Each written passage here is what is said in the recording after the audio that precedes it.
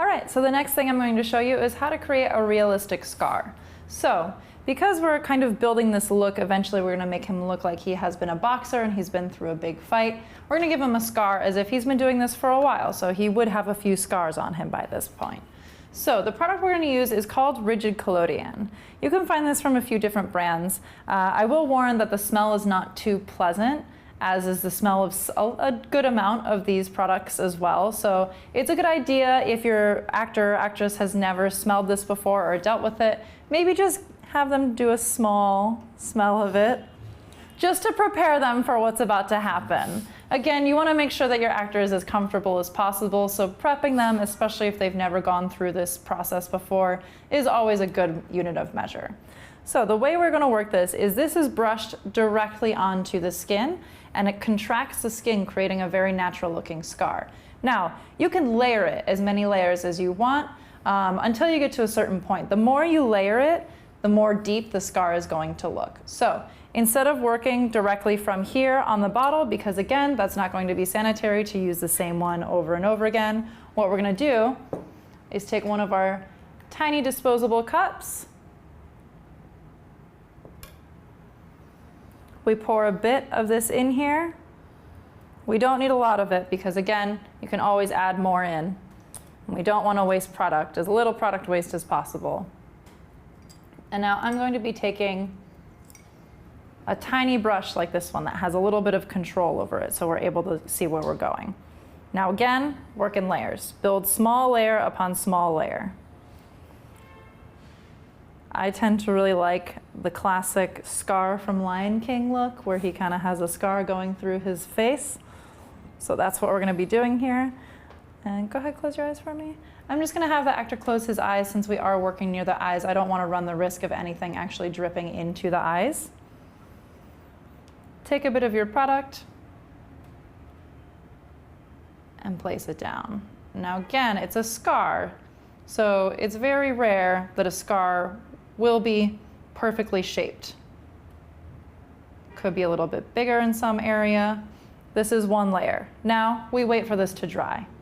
You have to wait for it to dry in between each layer for it to work properly. Also, you won't know exactly how deep the scar is going to look if you just keep layering it on top of it and you don't give it time to dry down. Okay, you can see layer one, it's already contracting the skin and it's already giving the illusion of there being a scar there. If you want it to be a little bit deeper, go back in with another layer. Now remember, not all parts of the scar have to be the same depth. It actually looks better and a bit more imperfect if some areas of it are a bit deeper than other ones. That way it's not one big flat scar. Put your second layer down and you wait. Okay, now that we've dried down our second layer, if we go ahead, turn to the side for me a bit, opposite direction, you can see where it's added some depth into the skin. If we want to add a little bit more in here, we go in with another layer. I just want to do one more layer and then that'll be about it. And really, I'm not adding any extra depth to the top part, just to this bottom area. I want to look like he had a crushing blow to the top of his face.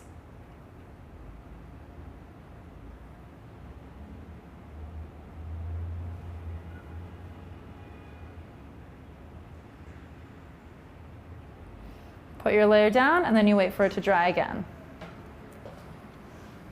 Now that we know that we're done with the amount of layers that we're going to be working on, we can just go ahead and throw this away. No need to keep it on our station anymore. It's a great way to keep your station clean as well. When you're done with something that you know you don't need again, just throw it away so it doesn't clutter your station. I'm just taking a bit of alcohol to clean that brush off. It'll help to actually break down the remaining product on there so you don't ruin your brush by getting it too covered in materials. So a bit of alcohol on the brush and a paper towel will get it right back into working shape where you didn't ruin it. Now that this has pretty much dried down, you can see we have a 3D effect that this scar is creating. From here, I do want to add a slight bit of color to it because if you think of a scar, it's not always completely translucent like that. A scar actually acts with the skin. Sometimes it can be a bit darker than the skin itself and a little bit of a red tone with some slight browns to it. So what I'm going to do is work off of my alcohol activated palette, again with my 99% alcohol to activate that. And this time I'm working with the brush. I want to work with the brush, and I'm going to take some tones that are going to give the idea of a healed scar. Using the same brush for this works really well because it's already tapered to the shape that you've put it down in, so you're able to get a better blend. And this is going to go really in some very thin layers because we really want this to be as sheer as possible. We're not looking to do a very full opaque scar here, but I am mixing about a light sienna and a light mauve color together to create a sort of brown, pink, yellow mixture of colors. Then I'm going right on top, just minimally. Again, it's not going to be the same color all over the entire scar. It could potentially be, but it's not always going to be perfect. So making it imperfect is always a bit of a better option here. Slight tapping down, and I might pull a little bit more of a brown color to give a bit more depth here.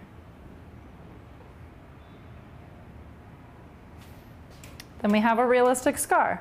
Now, you can go and you can do bigger areas of this as well. Say you want it to look like there was a big slash against him and there was a big open slash that you need to create a scar from. You could go in a bigger area. The bigger area you paint with the rigid collodion, the bigger scar you're going to get.